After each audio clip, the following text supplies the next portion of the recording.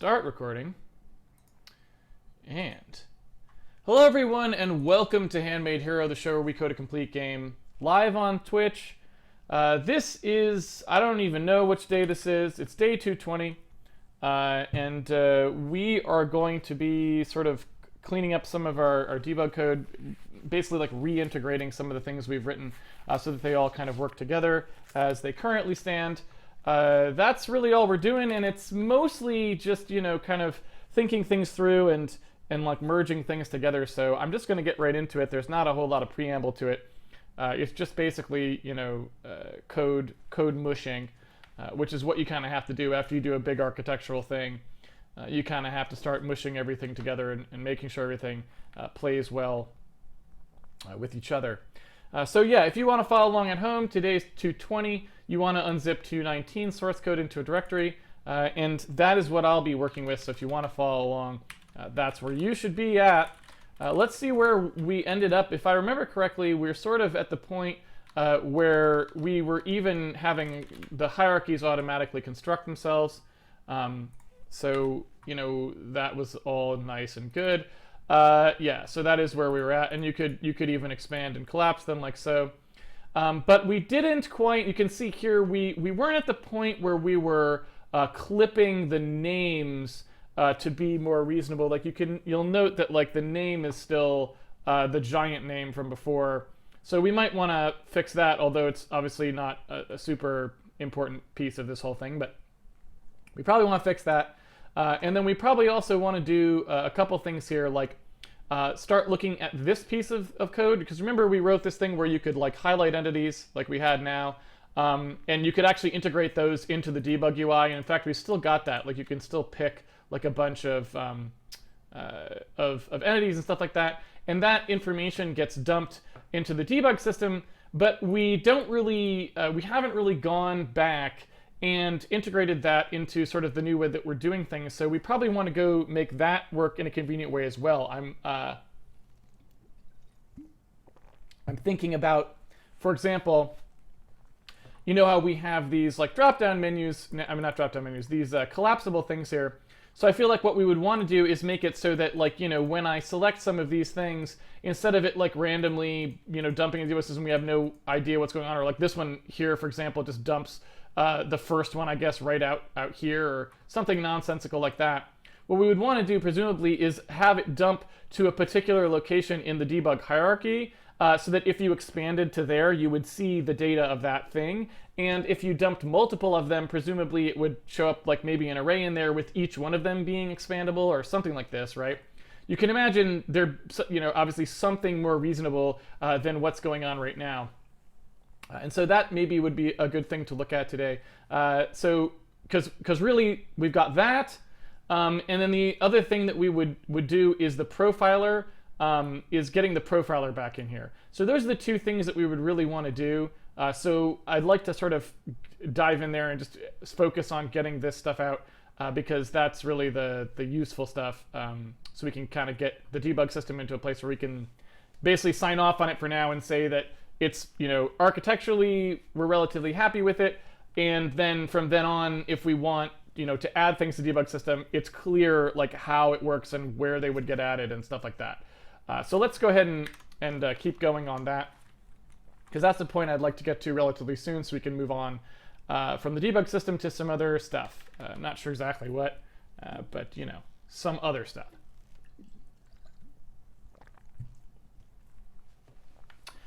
All right, so where are we at here? If you remember this debug value stuff, right, you can see how we did this thing where we're like debug begin data block, and then we would output this like simulation entity or something like that, right? And we had the ability to output an entity debug ID. You can see that happening here. And that's kind of interesting because that's like sort of a unique ID for this entity. That's a thing where the entity itself, that's like the GUID, right? And so what I'm kind of looking at here, and I'm just curious about this, is like, I wonder if we could just unify these two systems and say, okay, data blocks as well will just be kind of GUIDs, and they'll go into the system, and then they'll have places where they kind of come out, or that sort of thing. That might be kind of interesting, right? then everything kind of, all of our GUID stuff would be kind of unified, and I don't know, that seems kind of neat. So there's something to be said for that. The other thing that I'm thinking of is here when we do begin data block, you'll notice we have simulation entity.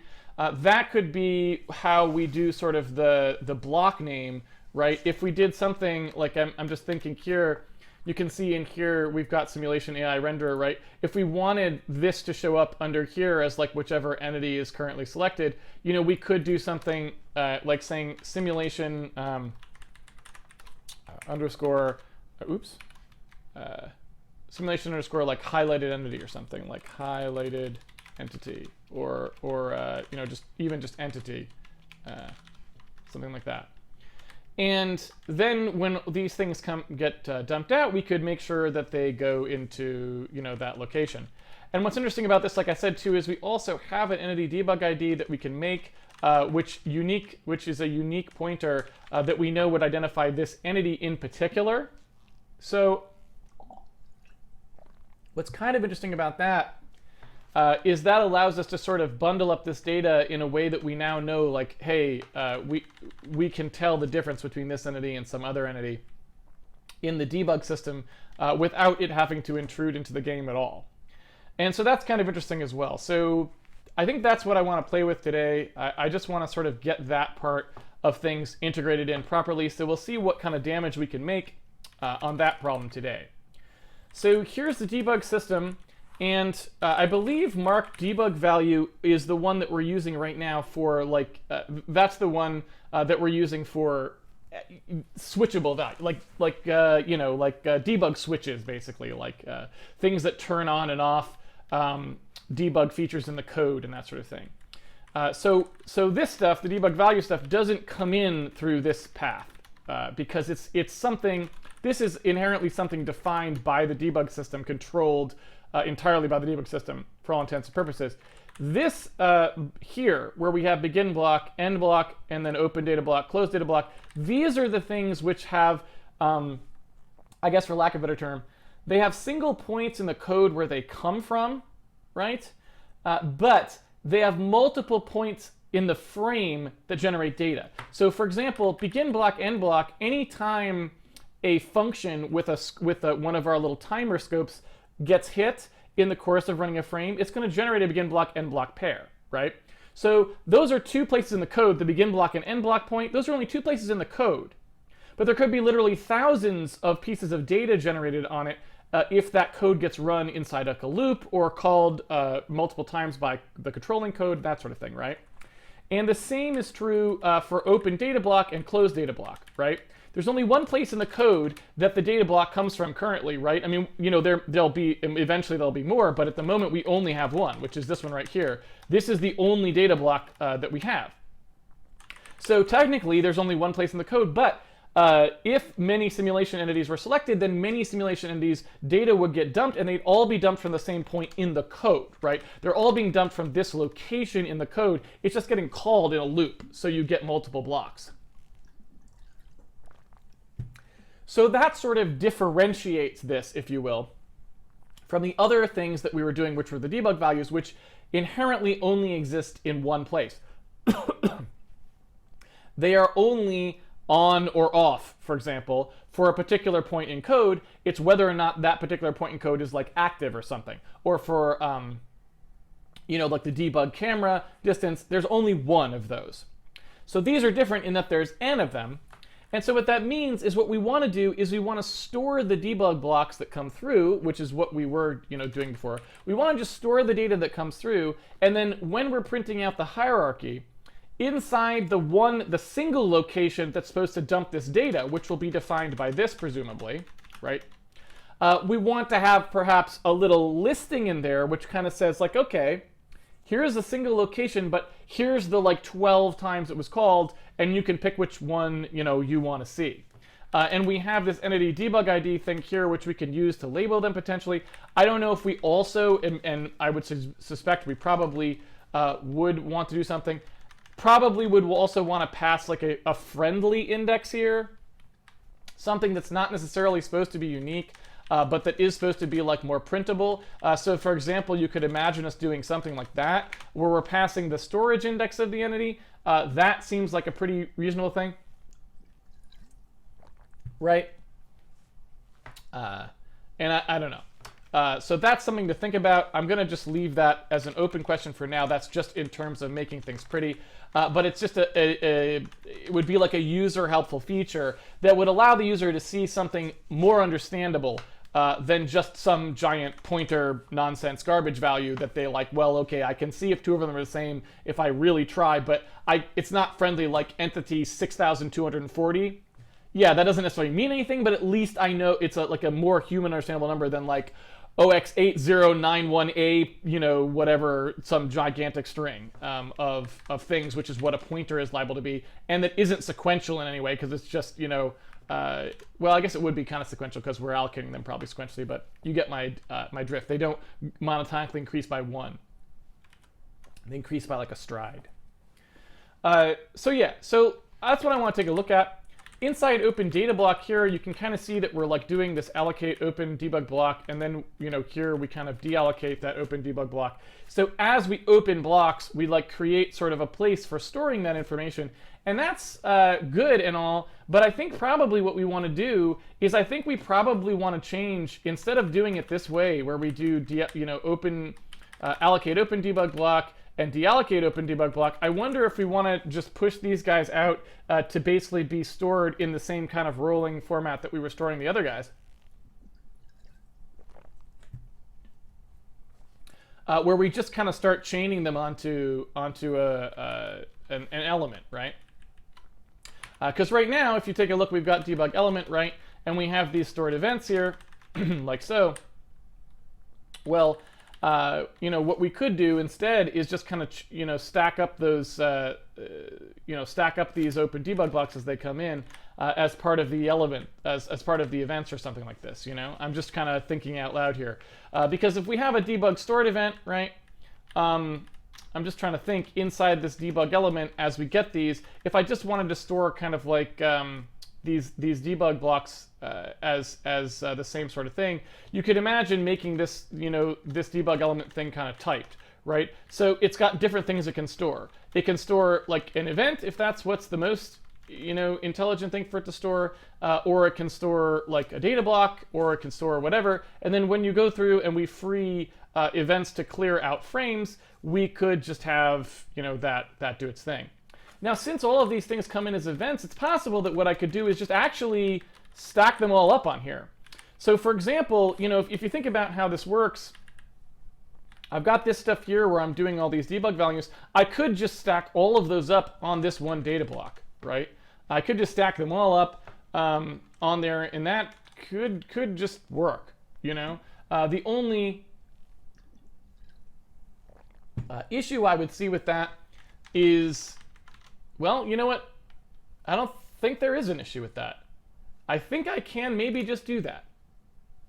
I think that may just work. And so basically, you know, when I come in here, if this was something that came from debug value, I think what I could do is just whatever the debug element was that's open right now, I can just store it on there.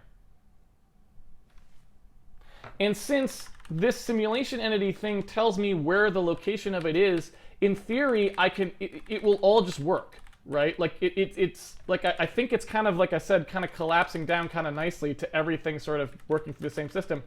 Get group for hierarchical name, I think at this point will just work, because in here, in our event index loop, we're going to see this debug begin data block happen. It's going to get its element right here. We're going to end up in this code, right? And we're going to know which element it is. So the open debug block, instead of doing any kind of additional work here that it might otherwise do, like creating a variable group or any of this sort of thing, I suspect that what we can do is just say, forget all that, don't even bother with that. We don't need any of it, really. You can just do what we were doing before, and then in here, just take the debug element, store that debug element, right? Why did it do, I don't know what it did just there, right? And so if the open debug block has which element it was when we opened it, then in here, when we do this store event, then what we can do is override which element is it's storing to, right? Because if you take a look at what happens on, or maybe not, why can't I jump to store element? Oh, store event, sorry. If you take a look at what happens inside store event, right, we're passing it the element, and what we do here is we just do the sort of freeing that we need to do. We then come through and go, okay, store whatever the event was that we were told to store. So in theory, I think all we need to do is say, oh, if there is an open debug block at this time, just instead of storing this to the element it would have stored to, store it underneath the data block. That's it, right? And again, sorry to belabor this, but I feel like this is very complicated code, and I just want to make sure people understand it, because sometimes I don't necessarily know how well you're seeing the code versus how well I'm seeing the code. I don't know those two states. And so if you already totally get it, then I apologize for belaboring it, but sometimes I feel like it's just maybe a little confusing for people, and so I just want to make sure that they have a reasonable handle on it. When the code was running, right, the reason that we're seeing these guys here is because everything is going through the same code path now. So all of those debug value calls, right, like these calls here, are just going through the path that we wrote for this expandable stuff. Everything is going through the same path, which is great. But this is not what I really wanted these guys to do, obviously. I wanted them to kind of be contained in something, and the data block was meant to say that all of these things go together, right? And so what I want to do is be able to bundle those guys up in a more convenient way. So all I'm going to do is say, okay, when you open a data block, then from then on out, anytime we were going to see something that was a debug value, which is here, if a data block is open, then let's just send it, let's just stick it onto that data block's element, so it chains on there. Then when we go to print it out, we'll just pull off all the stuff that's on that element and use that and display it however we want, right? Because now we know that they are data block based, right, and not individual lines that are unrelated to each other. So that's all I'm going to do. I think that's it. And so if I want to do that, I don't think we need any of this stuff at the moment. There may be something that we have to do if data blocks spanned a frame, but hopefully that doesn't matter anymore. I don't really know. I hope that doesn't matter anymore. We'll have to think about that a little bit later. Anyway, so when we allocate an open debug block, right, and do this sort of little dance here, then all we really need is those open debug blocks that we're tracking things. We just need those to store an element so that that it knows which element we were talking about. So if we do this, right, we could do that. Now, we don't even really need to pass that because it gets the event right here. So in theory, we could just get the event, we could get the element from the event, but we might as well just store it so we don't keep doing that lookup every time, because it seems like it's kind of annoying if that's the case, right? So I'm just going to pass the element here. I might even pass it first. So I might say, like, do it like this. And then in cure, I'm just going to say the element is stored as it is, right? And I feel like we also have opening event. Does that get stored anywhere else? No, it doesn't. So that's fine. So let's just make this happen. I think this is going to be good. So in here, again, we just pass the element. We already have it everywhere that we might need it. So it's really easy to do, and that's nice. So let's put that in here. There we go. So yeah, I like that. And so here what I'm going to do is say, all right, if we've got one of these guys, then we're going to override the element. So storage element equals element. And if there is a first open data block, then the storage element equals that data block's element instead, and then we store it. So now, in theory, if I run this, what we should see happen is those guys should go away. That did not work at all, to say the very least. So good job. That was great. Fantastic. Everyone's done a fantastic job. Oh, that would probably be why. You have to actually pass the value you calculate. So there we go. Now we've got a problem, which is obviously that this guy here, this simulation dude, that's an issue because it's we sort of switched from using strings. We now stringize things, so we don't really want to pass strings anymore to stuff. And I don't know if we might have to redo that macro, but it looks like we don't. And so we want it to work that way. And now we can kind of see here, all right, we've got simulation, but we still have this sort of problem where well,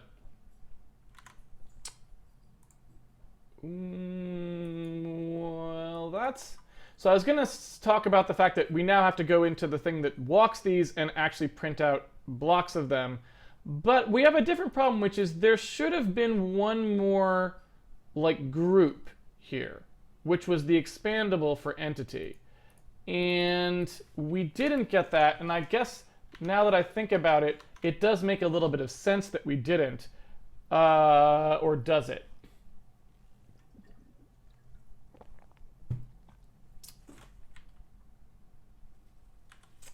I think it does make sense that we didn't. The reason we didn't is because inside Open Data Block, we never actually called store event. Well, no, but that's not true. So when we open the data block, we're calling getElementFromEvent, which means that it should create a new element for this guy, which means it should do the hierarchical name thing. So I'm not sure why we weren't seeing simulation and then entity under simulation. I guess it might be because we didn't explicitly say that this was a group. That's probably why. Yeah, that does make sense. So we need to explicitly state that this is going to be a group itself, because when a data block gets opened, it doesn't necessarily, it's not going to create a group for that. It's going to create a group for all of its parents. But it's not going to create a group for that name itself, because it's assuming that that name will be a value that you're going to insert. But that's not what's going to happen here.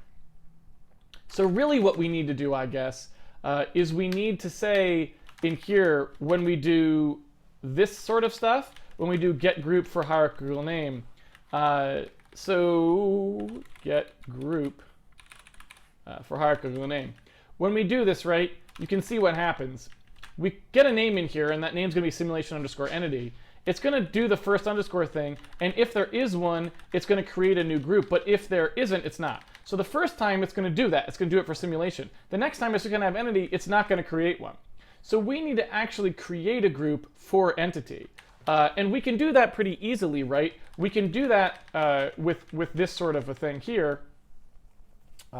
We just have to actually make sure that happens when we actually go to do it. And so I'm trying to think of what the easiest way to make sure that happens would be. I suspect what we could do to save code here is just do like something like, I want to create all the way down to the end. So even if there, I want to create the last name as a group as well, instead of just all of the names leading up to the last name, right?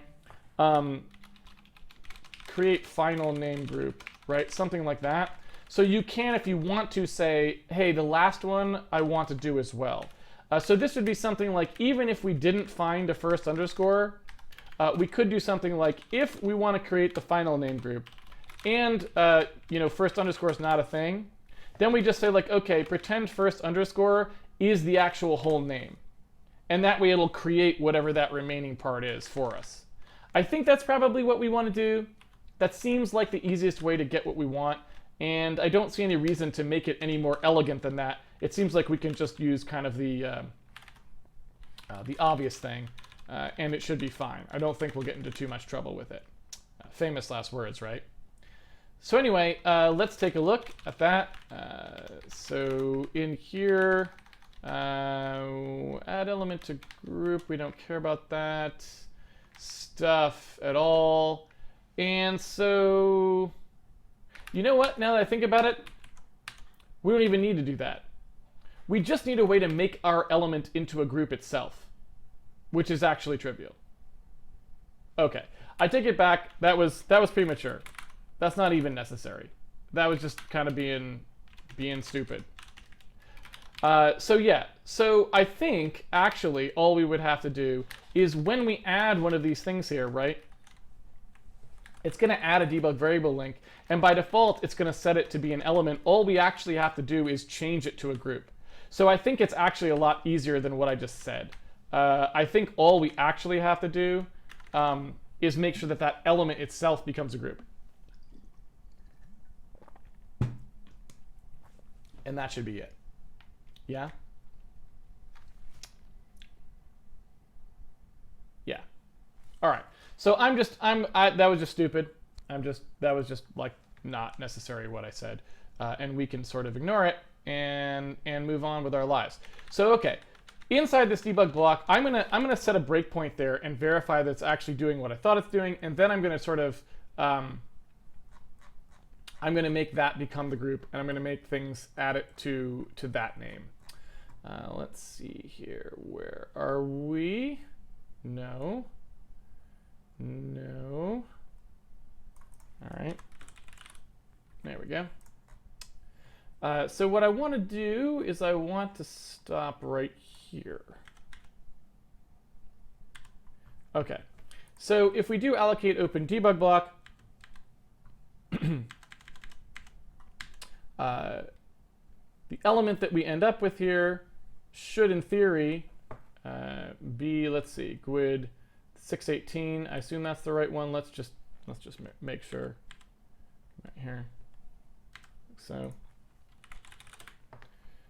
here's the element. I guess we don't know where it is in the tree at the moment. So that's a little bit unfortunate because it means I can't really go see what it decided to do.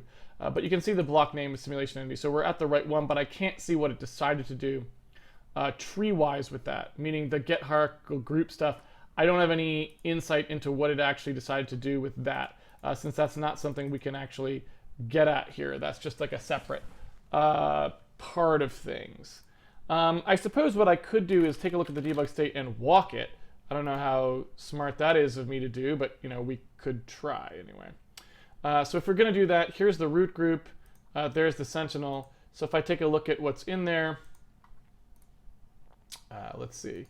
We've got an element in here, which is Handmade CPP 2074. And what comes after that guy? Let's see. 2067. Yeah, so, and I wouldn't even necessarily know what the name was, right?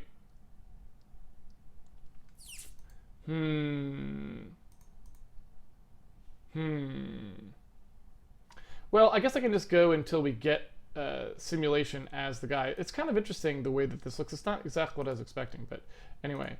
So none of these people have any children at all right now?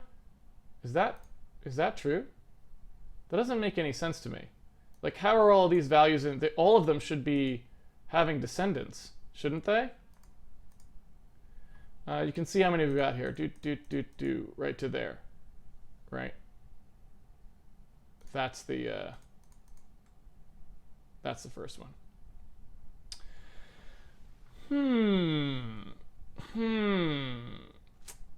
All right. Well, that's not what I was expecting, because I don't understand why nobody got any children. Someone should have gotten children, right? Because the children are supposed to be filled in, but these are all values that were not filled in with children and were instead filled in with elements, which is not what Casey was expecting.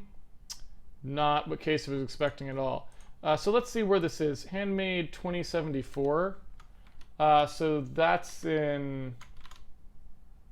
Oh, those are performance markers. Okay.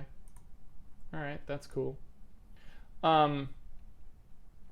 So yeah, I guess what I can say here is this didn't do what I would have expected, because I would have expected by this point, since the element name, the event name that's being done here, right, we can even look at it in here, is simulation underscore entity, I would have expected that simulation underscore entity would have made this guy get placed so that one of these things in the root group would have had children, right? In this call, get element from event with simulation underscore entity, in theory, I would have expected, this to trigger and make that happen, but I guess it didn't. I'm going to set a breakpoint there because I'm just curious I guess I'm not understanding exactly what it's doing at the moment. So there's ground chunks recompute on change. Let's see here, render ground chunks checkerboards, render camera. Yeah, follows hero, familiar follows hero, use space outlines, simulation entity. All right, so here's simulation entity. Where's the first underscore? Right, that is the first underscore. That's what I would have expected. Let's see here, and we've got first underscore minus name, and yeah. All right, so I can go in here, and I'm gonna, kind of go one further down. So in theory now I should just have entity, right? Or not. Oh, no, sorry, that's not what will happen. This is just creating the group for this guy. So that's fine. Comparing lots of names of things. Let's take a look. These are all the links in the chain. Yep.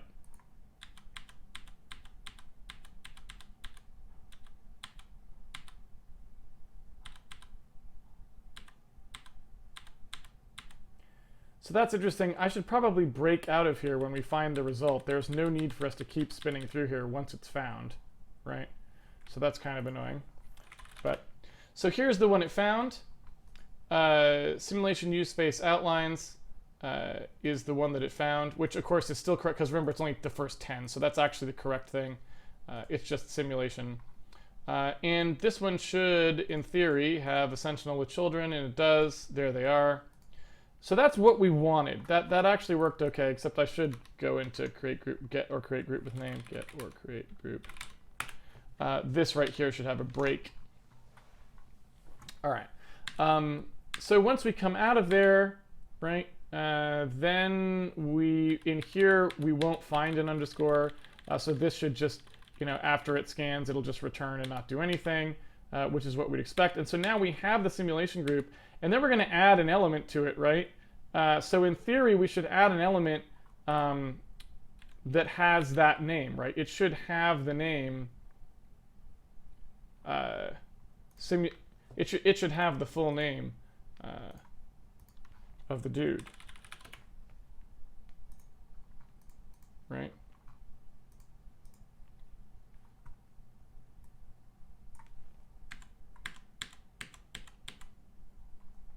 It is getting hot in here, if I don't mind saying so.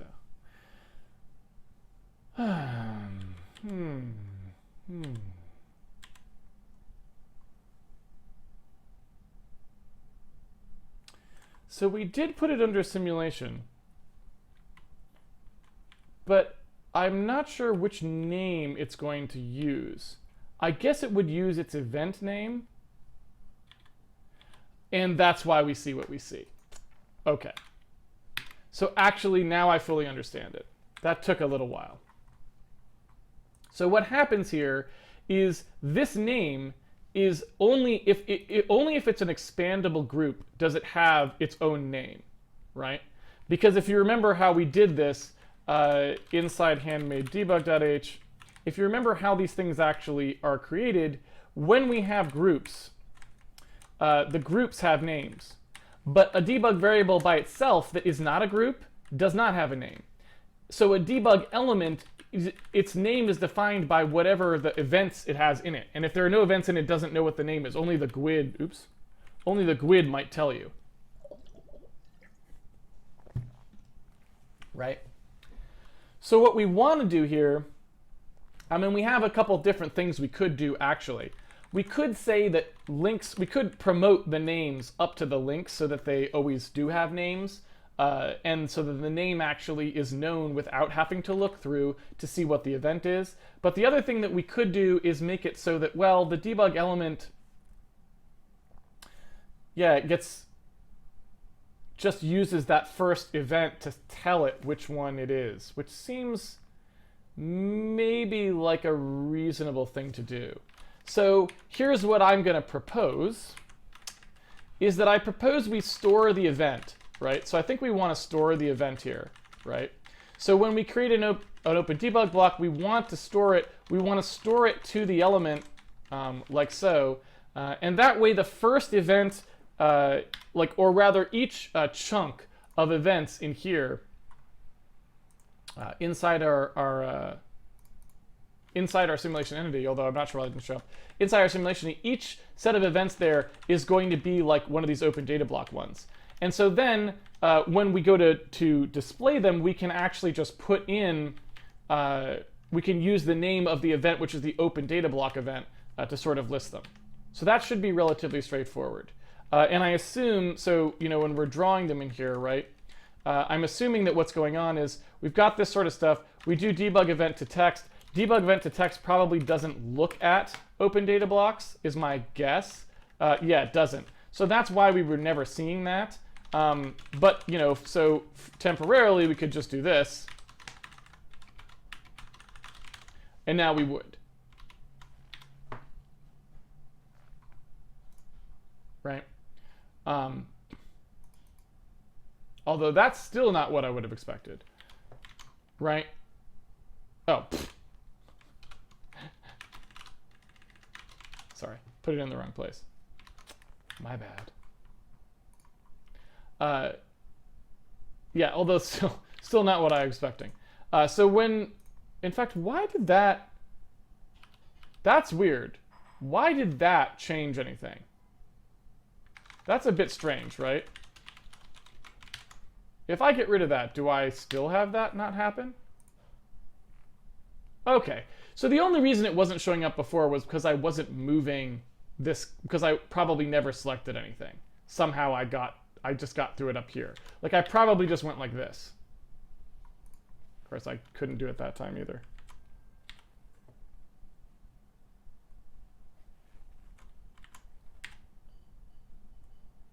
There it is. Right, but as soon as I do there, it pops up. Okay, that's a little more reassuring. Okay, I thought I was going nuts there for a second. So yeah, but the question is, I should now be seeing this open data block, but I'm not, which I don't necessarily understand why that is. Because I should see that event on there. I guess I do know why that is as well. That's because we are only ever seeing the most recent event. So that makes sense as well. So we just actually have to do the work. So if I wanted to, I could do this, right? Excuse me. If I wanted to, I could do this, I suppose.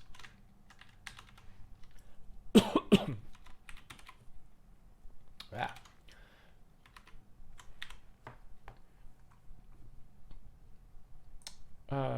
What is the... Oh. Gotta do it before I free it. Obviously. So if I wanted to, I could do that, and then we'd see the end data block, right? Because it's reading them in opposite order. But that's not actually, right, what we want to do. What we want to do is go in and actually display these guys in some intelligent way. So what we want to do is when we crawl them, we want to start looking inside them, right? And so in order to do that, what I would want to do is I would want to go to Debug, Draw Main Menu. And when we hit one of these, so in here when we're like, okay, if it's got children, then great. Otherwise, let's take a look at what's going on here. Well, we know presumably that if it doesn't have children, that it has an element. And so what we could do is take a look now and see if the element itself is a debug data block or not, right? So we're looking at the event. The get event from link just looks at the final one. So I think what we'd probably want to do here is start looking at at the stream of events that are in there. I suppose what we could do is if we did add the end events as well, we could use that to determine that, oh, if it's the end data block, then what we've got here will just parse backwards to the first begin. I'm not sure which of those, I'm not sure that that's the smartest thing to do, but we could. Yeah, we'll just try it that way. We'll see what happens, right? Again, all I'm saying here is that, like, well, if we go in here and we're going to print out one of these, what we do is go, okay, let's see what kind of event it is first. we look in and we see like, okay, it's, you know, one of these guys or whatever. We just check, oh, okay, is it one of those data block ends rather, or data block, what's it called? I don't remember. In theory, I named it, so I should remember. Don't remember. Was just looking at it too. It's just called close. I like how we have begin and end, and then open and close. Why do we have both of them? Which one is it? Begin, end, open, close. Are we gonna pick? I guess not. So you know what we could do here is go, all right, you know, we've got one of these guys, and so what we're gonna do is we're gonna have, you know, this sort of thing called from inside here. So we could just make this be like, you know, a recursively callable thing. So maybe there's just, you know, internal void debug draw, you know, element or something like this, or I should say event, something like that. I don't know. I guess element is really what we would want. So we'd want debug draw element. We would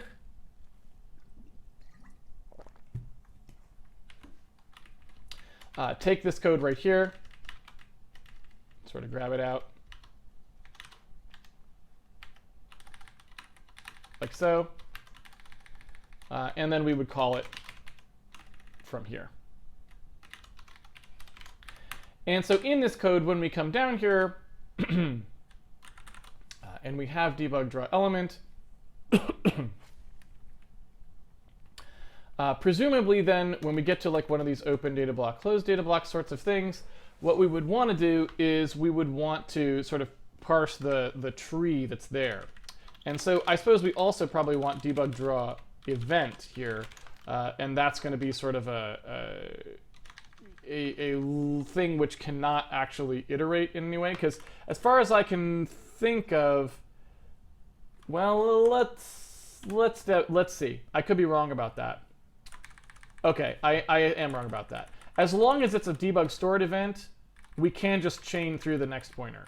So that presumably works. But again, if we're starting at the most recent one, that wouldn't necessarily work, so yeah. I don't know, this is a little touchy. It's a little touchy. I think you end up with something like this anytime you have such complex stuff, so I'm not too unhappy about it, but it's just a little, it's just a bit touchy. Because of the way that these things are stored, right?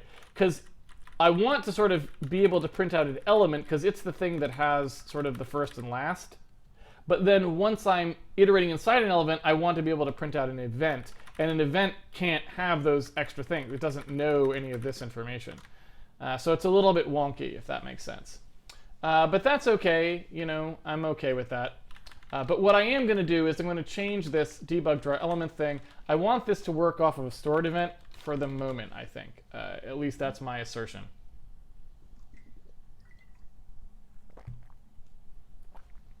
And it kind of feels like also, looking at this, it also feels a little bit to me like you would kind of want these chained in the opposite direction. But I guess there's not much you can do about that since you're freeing from one end. You're freeing from the oldest end anyway. There's kind of probably not much you're ever going to be able to do about that. So that's probably just an unfortunate fact of life. You would pretty much have to doubly link these if you wanted to be able to walk them from either direction, right? So I don't know. So we'll see how it goes, but if it turns out that that's, you know, something we need to be able to do, then so be it. All right. So let's go ahead and take a look at this here. So if we're looking at debug draw element, debug draw event can draw any of these sorts of things. So in fact, all of this stuff. So all of this stuff is really debug draw event. And really all that's going to happen here, and this is, I guess doesn't really need, well, we'll see. Let's do that. Like so. And we'll do debug draw event here. Okay. So really what I would need to do here is figure out all the stuff that this needs. I'll make sure that gets passed through. And then inside draw element, what I want to do is I want to check first to see what kind of an element I'm looking at, in case it's going to be one that's kind of got sort of this extra data associated with it. And I suspect that that is where this will come into, right? I suspect that we'll want to promote this, the profile thing. We'll want to sort of promote that out as well into a selection based on the element. Because most of these other people are just printing out a single event thing, whereas the element's looking at things across time. So we just kind of need to turn the crank on this a little bit to get it into a state where it's a little more solid what it's actually looking for. So I'm going to actually look at the oldest event instead here. I'm going to go ahead and say, like, okay, whatever the oldest event is, so I'll just say oldest event, I'm going to take a look at that. And so what I need is, I need here the element. Right? If there is an oldest event, then we're going to do some stuff with it, right? Based on what type it is. And the sort of things that I'm going to handle here are people who need, more specific information. And I'm guessing that, like, pretty much, like I said, this guy will probably get moved out here. In fact, I think I may just go ahead and do that right now. That's going to be handled out here because that's going to be like a specialized printout. Again, if it turns out to be a closed data block, then this is like a piece of data that we're printing out. And then finally, if we've got anything else, I guess, that just gets passed through where we'll do the most recent one instead, right? So we'll do this if we don't, if it's something that we don't want to handle in any kind of special way. So that seems reasonable. There we go. And let's see what I need to grab compilation-wise here. So we need the debug state, obviously. We probably need the layout as well, right? I would assume. Let's take a look here. I'm assuming I need to pass that with me. So let's get that in there. That may be it, though. All right. Oh, and we need the tree that we're currently iterating as well. Why isn't that in the layout? I feel like that should probably be in the layout. In fact, it looks like the debug state's also in the layout. So really, I feel like the layout is the thing that needs to happen here. And that should just come out of the layout.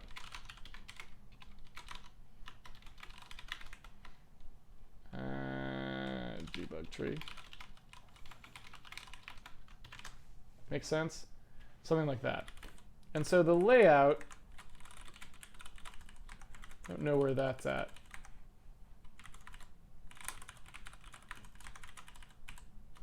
So in here, I also want a debug tree, like so. And then when we're actually doing that, I'm going to set that equal to whatever the tree is that we're on. And that way, that doesn't actually need to get passed down either. So it's just be that, and everybody would be fine with it. There wouldn't be any kind of weirdness. So that's fine. That means this takes a debug layout as well, or just a layout. And it's going to pass that through, right? And yeah, all of these guys, unfortunately, also are going to need to do, like, anyone who's a dot here is going to have to be an arrow. But that's about it. OK, so the link that we're doing here, I guess I don't know. When we do a debug draw event, that's probably something that should also be in the layout. So as you go down it, you set the link to be whichever one you're in, I would think, because the layout presumably needs to know as you kind of iterate through. That's just my guess. The only thing I'm not sure about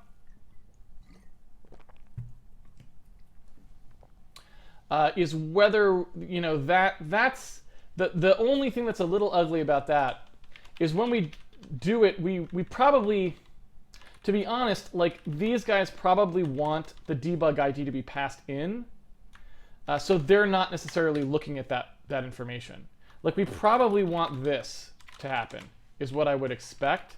And if I look at var link interaction, you can kind of see that like all it's doing, right, is creating the debug ID from those two, and then getting the event, but we already know what the event actually is.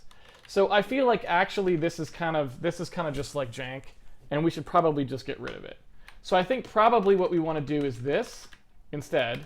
So when we do debug draw element here, right, we probably want to do something like at this point in the code, generate the debug ID, something like that. In fact, I guess we could do it like this. And then sort of further down that road,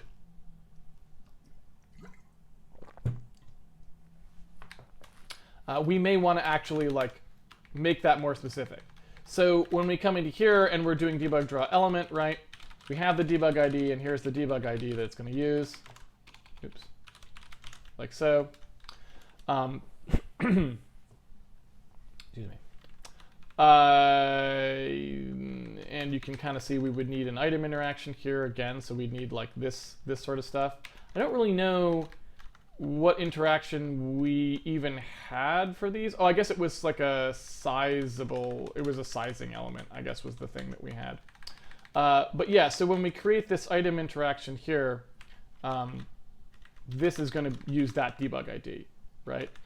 So it's really just going to be the standard kind of interaction, but with that debug ID, and this is the element. And in fact, I don't even know what that was doing before, because there wouldn't actually, yeah, we'll have to take a look at that. You can see what I'm saying about how this was kind of janky before, because the debug ID wants to sort of be unique for any place, for any tree, and for any place in the hierarchy. So I think we kind of want to clean that up a little bit. So anyway, when we call debug draw event and we pass in the debug ID, that means it would give us the opportunity to pass in different ones as we iterate over this, right? So I think that's how we want to do it. So in here, when we're passing this in, again, this would just use the same ID as we were expecting. Nothing changes, right? But in this one, we'll use a different debug ID. And then the rest of these guys, like var link interaction here, the rest of these guys will actually do something more sensible. So when we create an item interaction, I guess this is the one that we would use right here. I'm trying to think if there's any.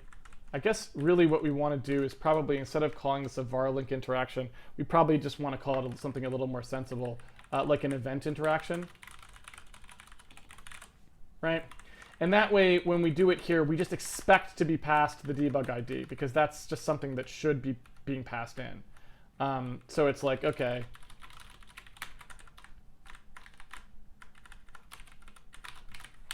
that's what we actually wanted.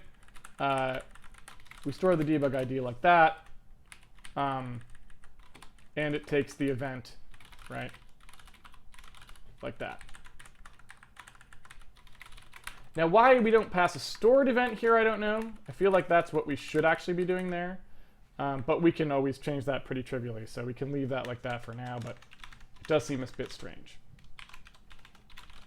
Okay, so now this is a little bit simpler, because now we can just do like, okay, auto modify variable or whatever we're going to pass there, right?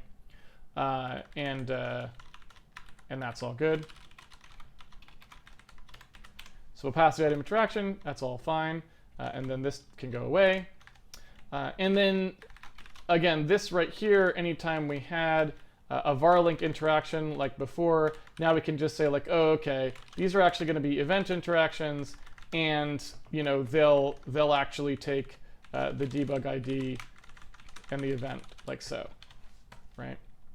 That way we don't have any more of the sort of weird like creating it all the time. And that also means the tree doesn't actually have to be passed down anymore, right? So we can actually avoid having that get out into this part of the code as well. So I think that's better. I'm going to leave that like that, right? And And I guess this technically looks like that, because like I said, it's not doing a stored event anymore. Don't really know why, because I think it should be doing a stored event, but that's fine. There we go. I suppose we could do it this way too. Stored event, and then we can just do if stored event, debug event, event, stored event, event. That way this code doesn't have to change, which is nice as well. Okay. Render group. I believe render group is probably just available off of the debug state, so I don't know that we have to pass that in. That seems unnecessary, so we'll just do it like that. Let's see here, begin element rectangle. So layout now no longer needs to be ampersanded, right? Because we're passing in the pointer, so that's fine. So let's take a look here. And so in this case, when we're doing counter thread list, we would still need to grab the view. In fact, we could do that for any of these. Obviously, we could always do the get or create view, so we could still get the view. We could even pass that view in if we wanted to. I'm not sure that we do, but then you wouldn't have to look it up twice, which again would be kind of nice, I suppose. So here's the debug state.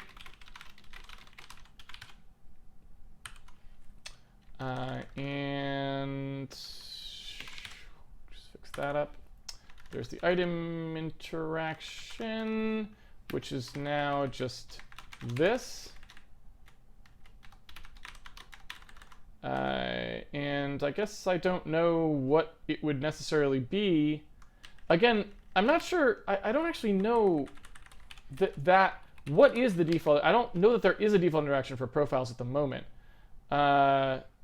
So I might just leave that out temporarily until we go finish implementing or try to restore that, I guess you might say. Because I really don't know. We want to implement some picking for the profile stuff, but I don't really know if that was ever really doing anything special for us. So anyway, in this case, get event from link is not at all what we want here. In this case, we're just going to presumably do most recent event for now. And I do wonder if get event from link now is sort of not necessary. Get event from link. Right. So let's just get rid of that. And that. And this. So it takes the debug ID and the element that it should draw, I guess is what it would need to do. So we just pass that. But we don't know the element, apparently. Ah, right. There we go. Too many things called element. All right.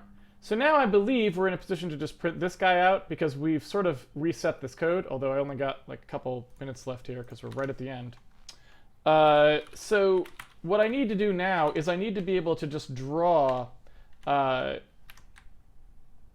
debug draw event, I need to be able to loop over the stuff that's inside one of these blocks, right?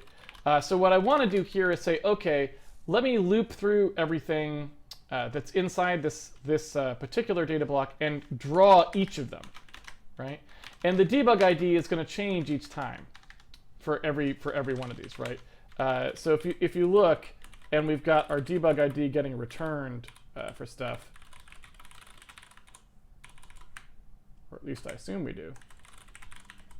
We should have ways of, there we go.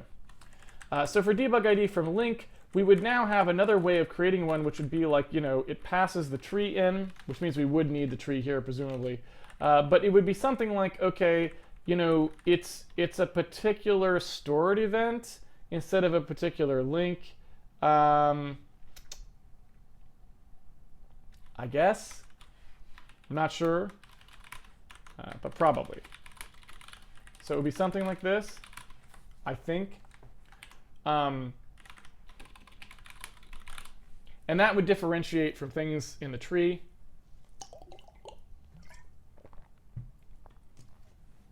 we'll see how it goes. So yeah, so this guy does need a debug tree at the moment, just because we do. Oh well, yeah. I mean, nah. We could get it from the debug ID, but I don't know that we want to be quite that sly. So here's the new debug ID, right? And that's just going to be whatever the tree is plus whatever the stored event that we're on is.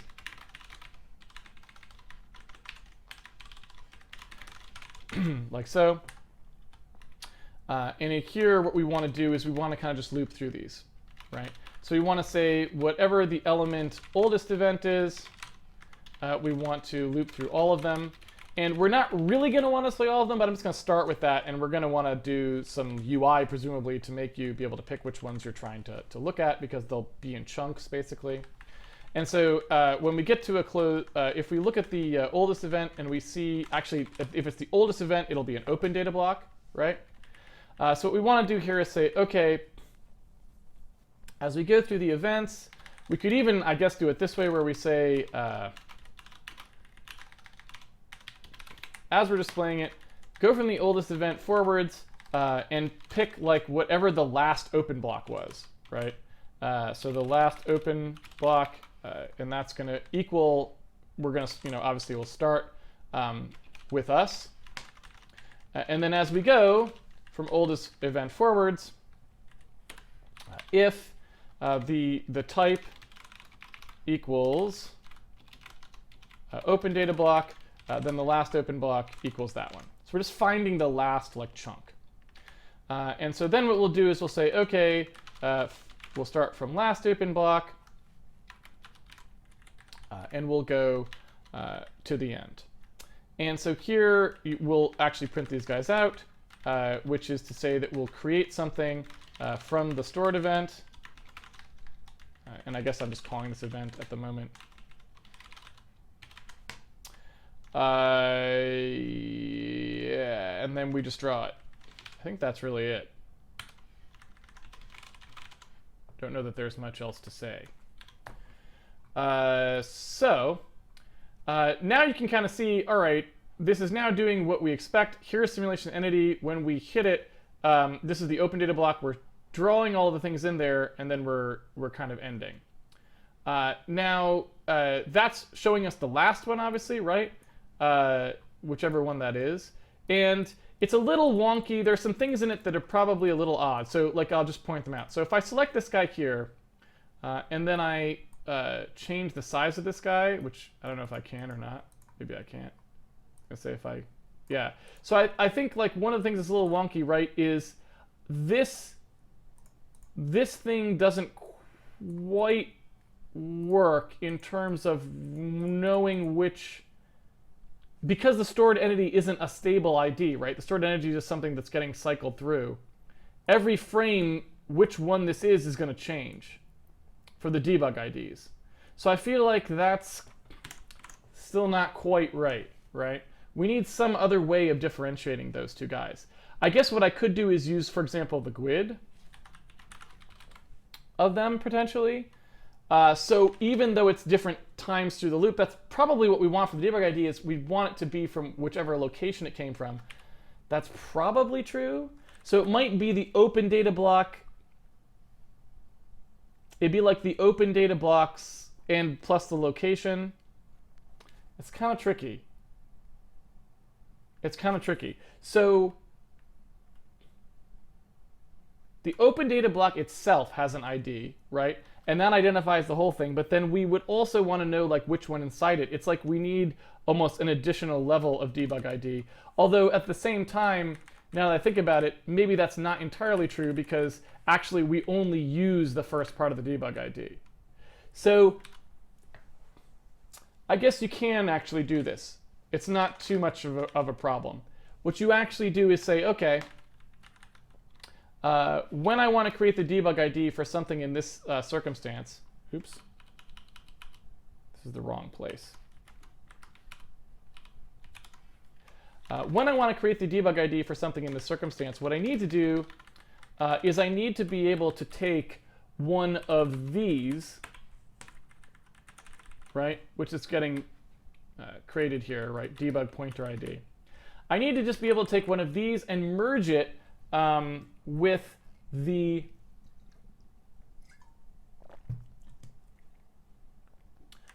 which one of these values is actually being printed, right?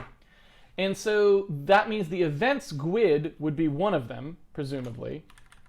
So like the event, the particular event we're on, that's got a GUID, and that'd be one of them.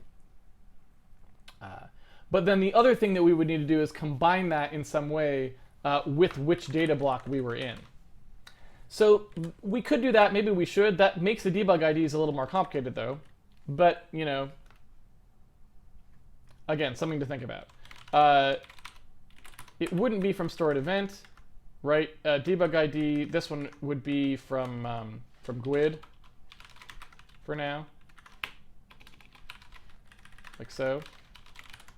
But again, something worth thinking about a little bit. From GUID, like so. And I think that'd be fine now, right? And so now that's stable even when we're looking at different entities. And maybe that's what we want. Maybe that's better than having it be unique per entity, because you probably want to be able to do that. So I guess that's actually, you know, that may be actually what we want to have happen. I could see that being reasonable. And so yeah, so that's kind of nice. Yeah, we're out of time, so I suppose I should just go to the Q&A. But now we've got these sort of things, sort of the beginning of the mush, and that seems pretty reasonable to me. That's looking like reasonable mush-wise, I would say. So yeah, we're getting there. I'm going to go ahead and go to the Q&A.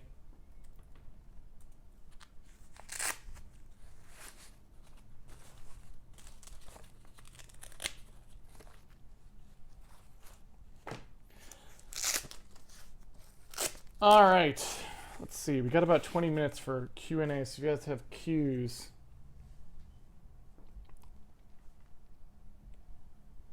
Plain flavored, what is the debug collator? The debug collator is something that takes all the debug buffer. Like the debug buffer basically just is the game just writes stuff out to it.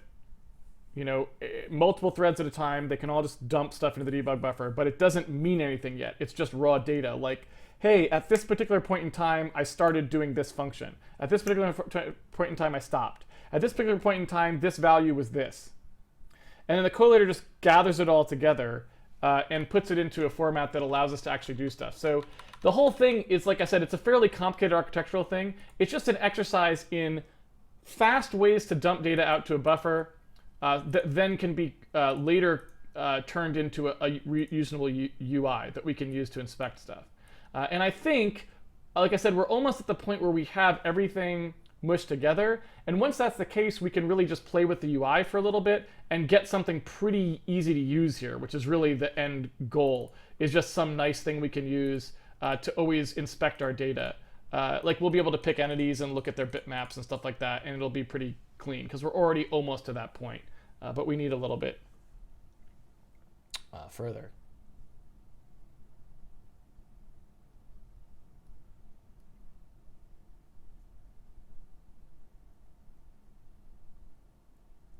Let's see, someone is talking about, someone is a forum link. Let's take a look. This is issues for compiling on Linux. In order to compile Handmade Hero on Linux and OS X, there are some issues that need to be fixed. I'm looking for volunteers to bring these issues to Case's attention during the stream. Okay. GC and Clang seem unhappy with casting a pointer directly to a 16 or 32-bit number. Cast from pointer to smaller type U32, aka unsigned int, loses information. This needs to be addressed in 3 places: parse member, in simple processor, getter create debug view for, collate debug records in handmade debug.cpp. Okay, so that's kind of lame. Is that something you can turn off in GCC? Because I don't actually, that's not actually an error, right? That's like totally legal C code. right? You're allowed to cast from a bigger value to a smaller value. That's just like straight up okay. So I'm not sure about that. But let's see. There is some leftover copy pasta in handmade platform.h. Okay, so let's take a look at that. Handmade platform.h. It's in an endif, I guess. There's something after the endif. Yeah. So that needs to go away. Okay. There is an empty method in Handmade debug. Control reaches end of non-void function. Place rectangle.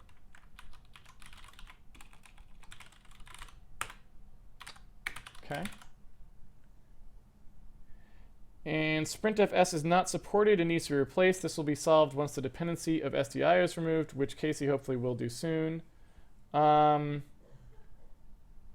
we're probably not going to be able to do that right now because I have to teach people how to print out numbers and stuff. But yeah, so guess what I would say is I don't really like the idea of changing the code for a compiler complaining about something that's not actually illegal. Like casting a pointer to a U32 should be totally legal. So that's kind of stupid, but I guess like if we have to do that, we can do that. I don't like it, but okay. So I guess in here, they were saying, where is it? Parse member needs to do something, but I don't know. Wait, where this is U32 add. Oh, okay. So in here, basically what has to happen is we have to, I assume, do something here, which is like, you know,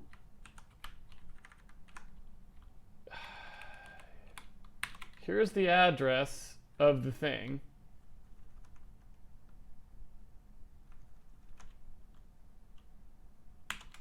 And what we want to do is like pointer to U32.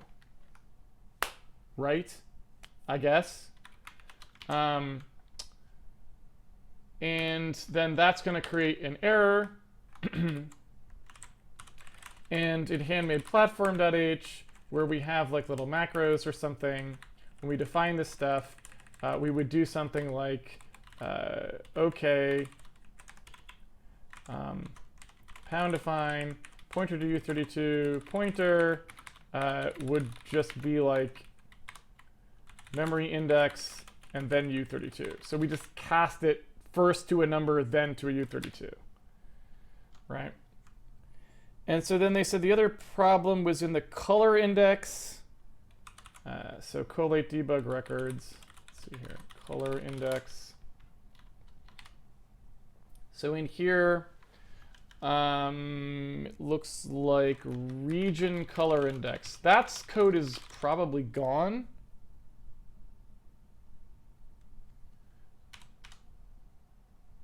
Yeah, so I don't think that code's there anymore, that one that they were asking about. And then hash index. In here with these, I guess we'll just do pointer to U32, pointer to U32.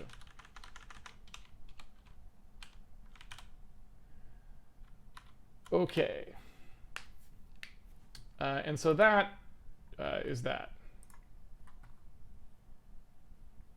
So there we go.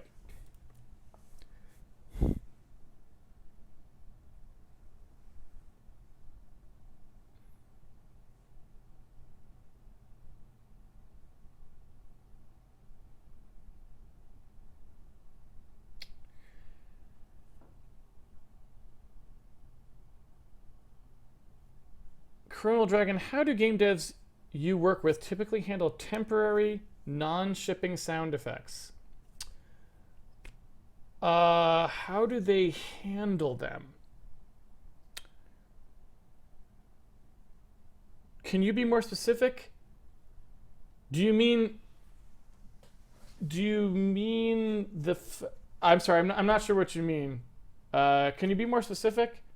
Obviously, there's no difference between a non-shipping sound effect and a regular sound effect in terms of the engine code, typically. Unless you're talking about something more subtle. So are you talking about like licensing or something? Plain flavored. Will there be a passive strip unused code from Handmade Hero?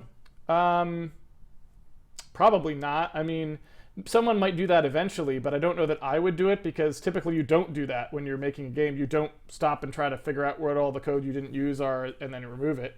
Because if it doesn't get called, it doesn't get called. You don't really have to care, right? But we might do that for posterity at some point, after the game ships. Elvin, what do you think about working constraints and having limited resources? I think it makes programmers write less lousy code and forces them to actually care about what they're doing. I agree with that. Unfortunately, programming languages sometimes make it hard to really do that, but... Nixie, can we get rid of the build error, something about introspection of structs that doesn't seem to affect anything? We can, but we have to change the simple preprocessor. So the simple preprocessor, what that error, I think, assuming you're talking about this, what happens there is the preprocessor is looking and it's finding this, right? And it's like, oh, hey, in fact, it's this to do right here.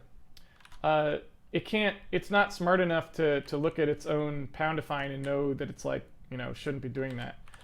So in the simple preprocessor, when it sees introspect here, instead of calling parse introspectable, what it would need to do is go like, was I inside a pound define, right? And if I was inside a pound define, don't process this thing. Does that make sense? And so you could certainly cheese it, right? You could cheese it out if you wanted to. The cheese version, without adding any complexity, would probably be like, so when it does the open param, and then it does parse introspection params, like when it does parse introspection params in here, if it sees just the word params, right, that, or you could do this. If it just sees ignored in caps, then don't do it, right? Something like that. And so if it's like something like this, maybe you could imagine.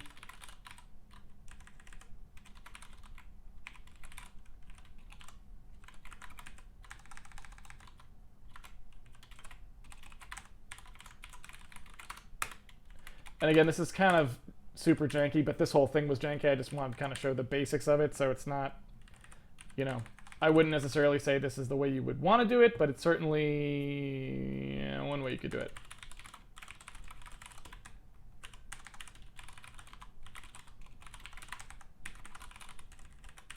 So in this case, we'd say, okay, if token, what? Token equals.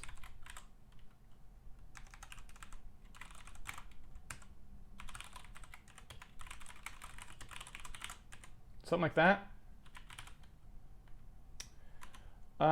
So that solves it for you, because then it just knows, oh, I'm just parsing the pound define. That's all that was.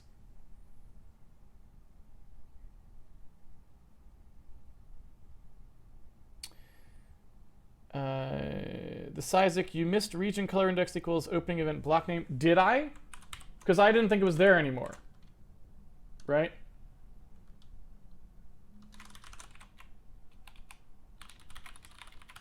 Because this code is not compiled in. Right? This is non-code. I mean, I can change it just prophylactically if you want, in case we re-enable it, but we don't even have those regions anymore, so I'm pretty sure that code is going to get deleted.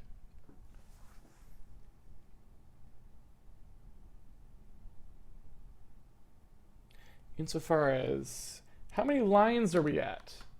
I don't know. 15,000? Looks like. 15,000. I wonder what that means. So 220. So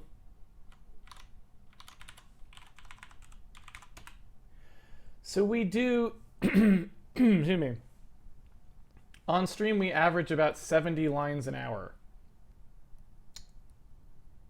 For whatever that's worth, probably nothing. Chrono Dragon, sure. What's a quick way to produce temporary sound effects to, for example, figure out where, when they should be played? You know, I'll be honest with you, that's a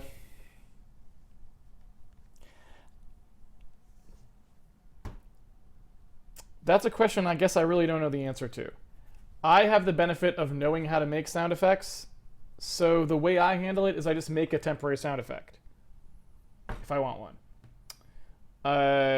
And you know, I'm trying to think of other people. Like when I've seen John Blow do it, he typically does the same thing. Like he'll just like go get sound effects off the web or something that are close enough to what he wants and just play them. So if you literally have no idea how to like do a sound effect or edit a sound to be more what you need, that's probably gonna be tough. So I don't know. I don't know. The Sizik, not stripping unused code is how GTA Hot Coffee happened. That's true, but if you think about it, that's kind of one of those things that's like just the like stupid. That whole thing is absolutely ridiculous, right? This is a game where if you want to, like, you can have sex with a prostitute and then kill her afterwards to take the money back. That was fine.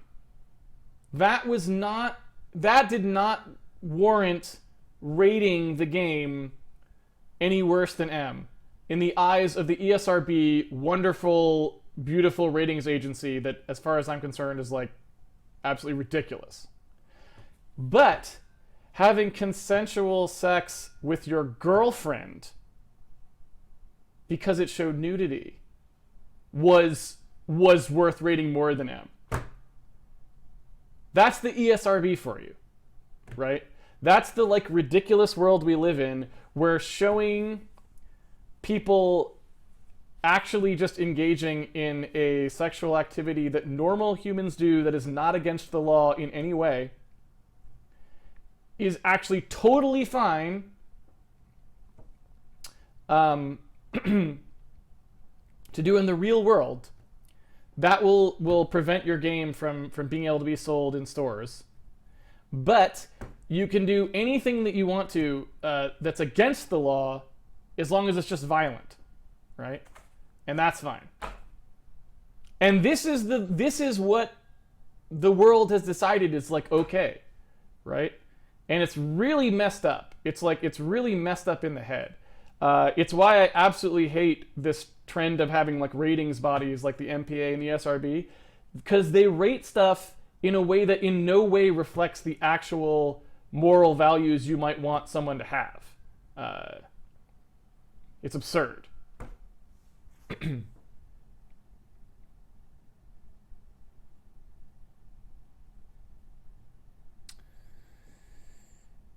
Let's see.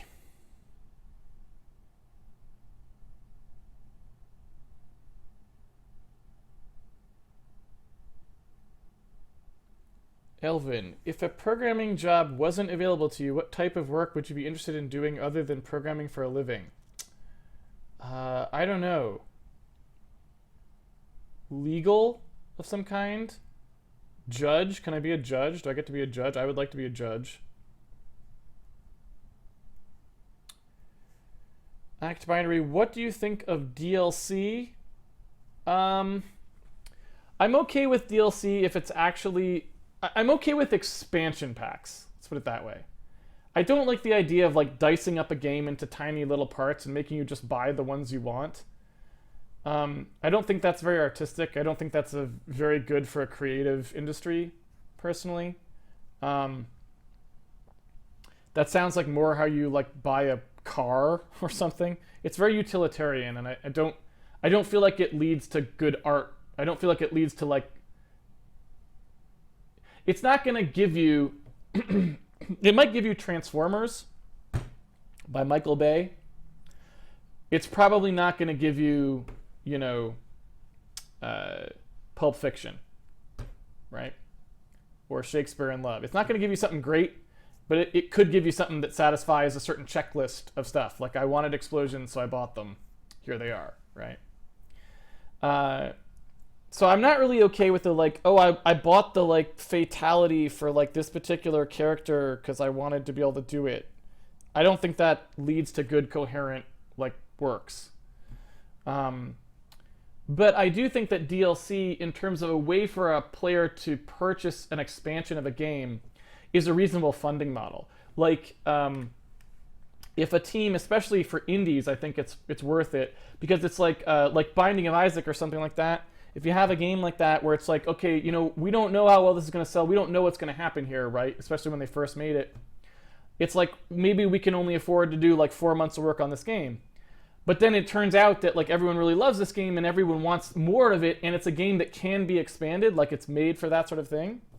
Then it makes sense to say, oh, okay, well, if you spend $5, you can get this pack that like adds like tons of new items and rooms and stuff. That seems like a very fair thing to me, because it helps fund the development of the game in a useful way, and it's not in such a granular way as to like destroy the actual like ability of the work to cohere. You know what I mean? So I'm not against DLC in general, but I'm not in favor of like all kinds of DLC, because some DLC is just ridiculous and I don't think leads to a very healthy development model if you take it that way. And as for MMOs, someone's asked me MMOs. I have never played an MMO, so I have no opinion. All right, I'm gonna wind it down. Okay, let's see here. Thank you everyone for joining me for another episode of Handmade Hero. It's been a pleasure coding with you as always. If you would like to follow along at home with the source code, you can always pre-order the game on handmadehero.org. It comes with a source code you can download every night and play around with whatever the current state of the source base is as I have it. We also have a forum site you can go to if you'd like to ask questions about the series or view our annotated episode guides, stuff like that.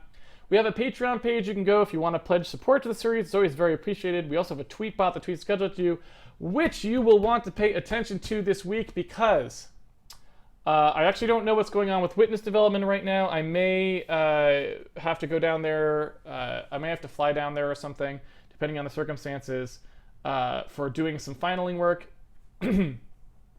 optimizations on the PS4 and stuff like this. So at any time, I may have to just like suspend Handmade Hero for a few days if I have to go down to San Francisco. So I don't know what the status is of that. I will post something to Tweetbot as soon as I know.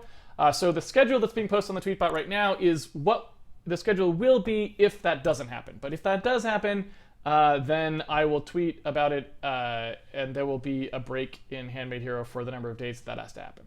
So just be advised that that's a possibility. That's just the reality of shipping a game. And the Witness is in its final weeks of development. As you know, they announced the ship date a while back. There's not much time left, so you know, anything that's going to get in there for the first initial release of the game is going to have to be in there relatively soon. And if John needs help on something, then I'm going to have to go help. So that's that. Be advised. Otherwise, if that doesn't happen, I'll be back here again 5 p.m. Pacific Standard Time tomorrow. Hope to see you all here. Until then, please have fun coding on your own, and I'll see you guys on the internet. Take it easy, everyone.